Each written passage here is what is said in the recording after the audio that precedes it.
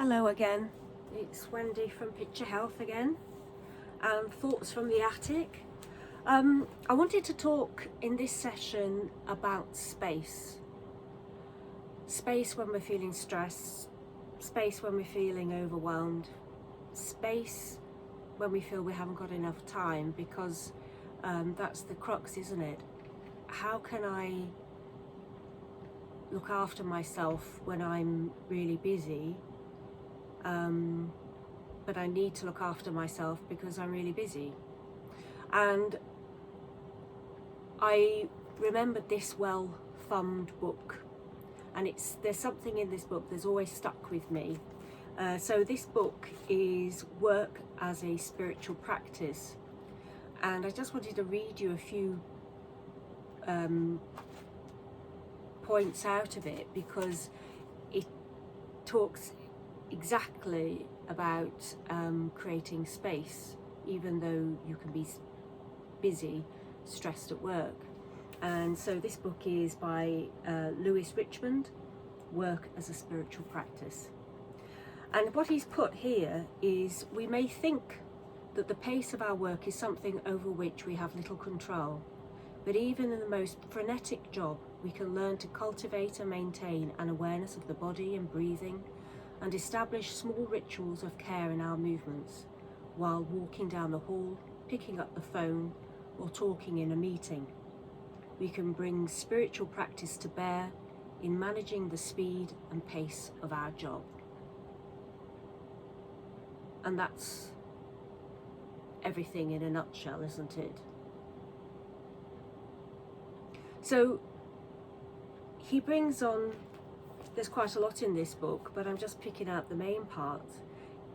He then goes on to say, if stress is a problem for us at work, the least effective choice is to do nothing. Aside from its deleterious effects on our physical and mental well-being, stress has a way of boiling over at the least opportune time and wreaking havoc with our lives. We all need to find ways to manage stress before stress manages us. And this goes back to one of the principles where we need to look after ourselves before we're really forced to.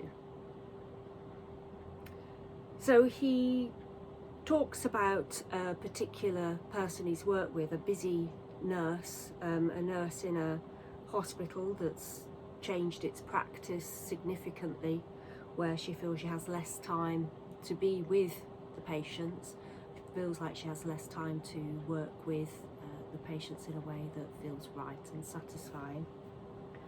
And it says that she had many more patients to care for on her shift, and while some of her work had theoretically been shifted to less skilled workers, in reality she was still responsible and was finding it harder and harder to actually care for people, which was what had attracted her to nursing in the first place. Some days she seriously considered leaving the profession. They had a conversation where the author says, what's the most difficult part of your job? And she says, not having enough time. No matter how much I try to arrange my work, there is never enough time to do the job right. And the patients constantly complain. I would too if I were a patient. We just can't give the kind of care we're used to.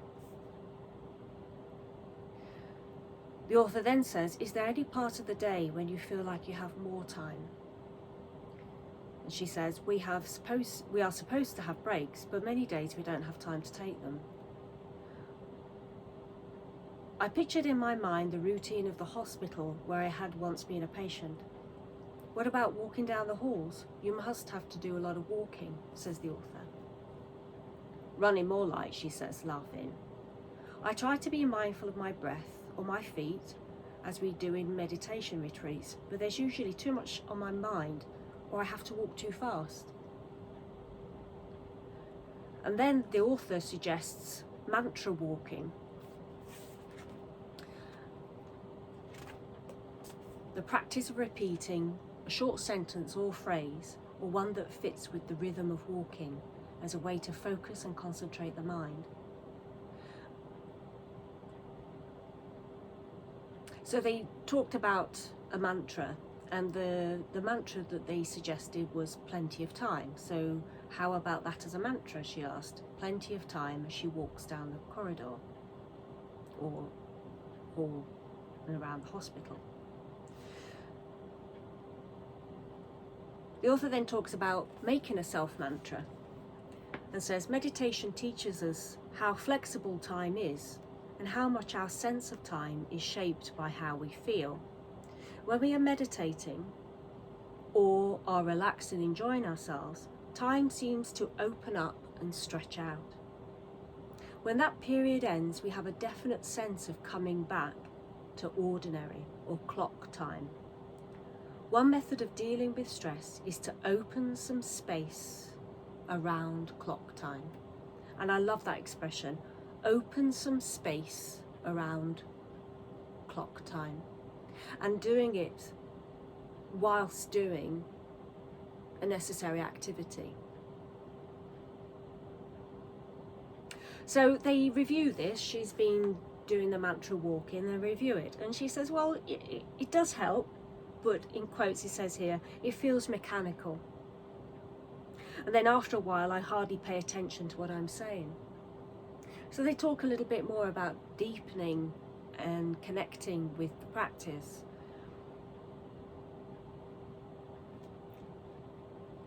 And they discuss the words.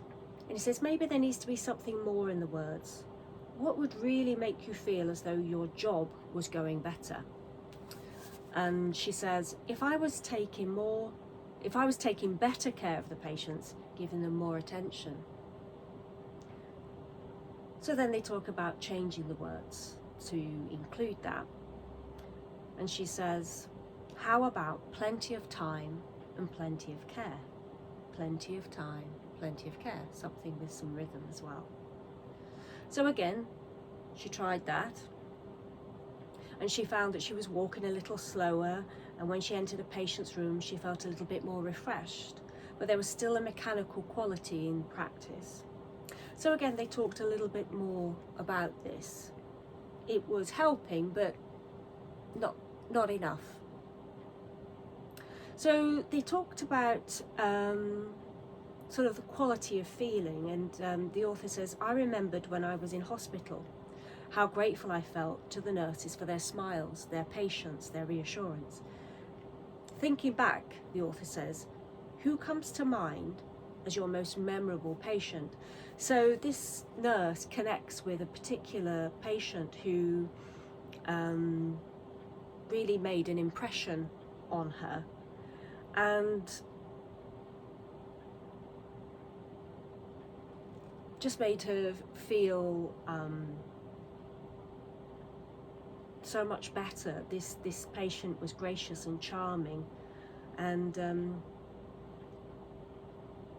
she was able to connect with this patient in a real way. So what she did then is visualize this patient as she was saying these words, plenty of time, plenty of care, connected with the emotion of being with this patient as well.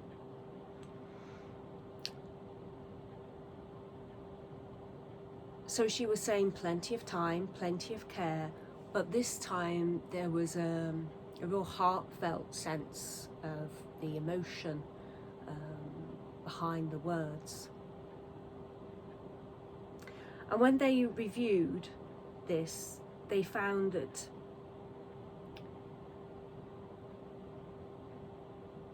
her job, whilst always going to be stressful, she says, I think I feel better about what I'm doing. At least I'm doing something about it. So the author continues to say, can you notice when stress arises? Talking about her own situation. When you are in a meeting,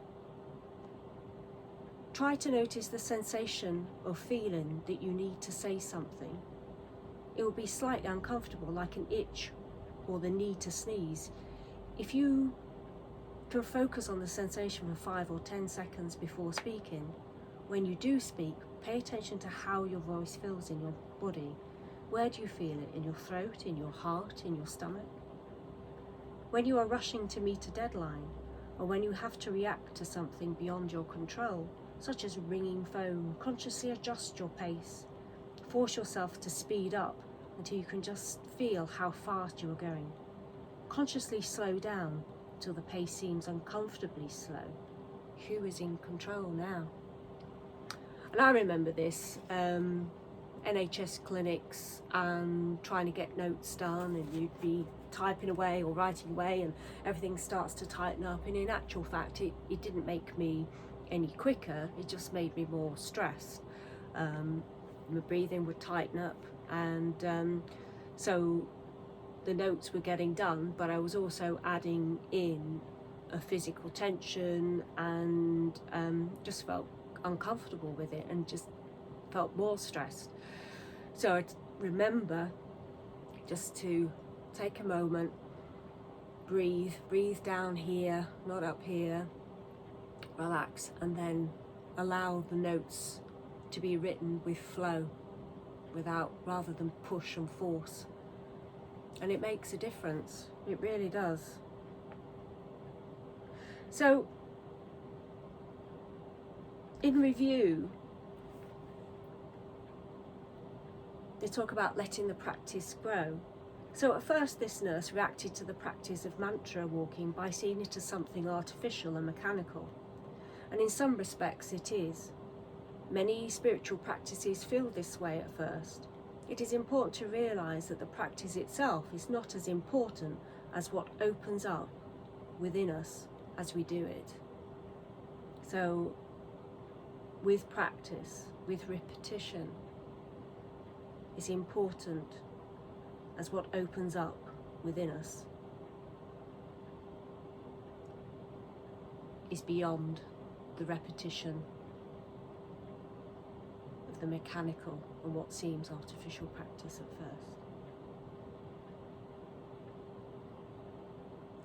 And then there's one more point in this,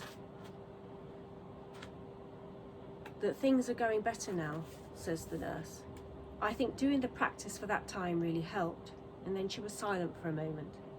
You know, I didn't entirely stop doing the practice. It turned into something else. When I walk down the halls, I kind of hum inside my mind and try and keep a certain feeling in my heart. It's hard to describe, but it really seems to help. I feel like I'm managing the chaos instead of letting it get to me. So it's evolved now into something much more personal, and is embedded within her, really.